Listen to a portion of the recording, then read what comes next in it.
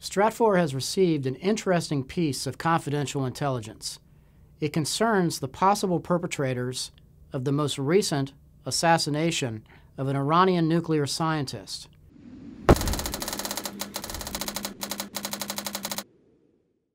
The most recent attack, on January the 11th, targeted Mustafa Ahmadi Roshan, a 32-year-old man who worked reportedly as a supervisor at the Natanz nuclear facility, Iran's primary location for enriching uranium.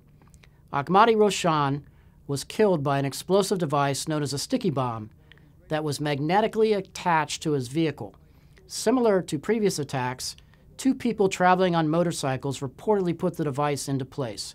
Confidential Stratfor contacts allege that the Russians or an Arab intelligence service may be involved.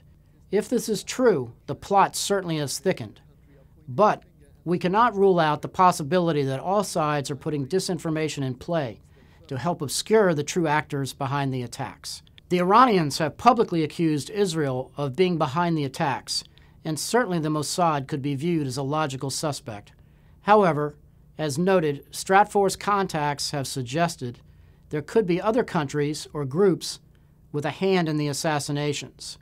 In each of the attacks, the assassins were aware of the nuclear officials' roles, their locations, and personal travel plans.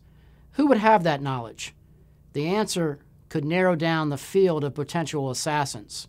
In addition, the attackers have conducted a string of successful attacks, including extensive pre-operational surveillance, as well as the building and deploying of several viable explosive devices.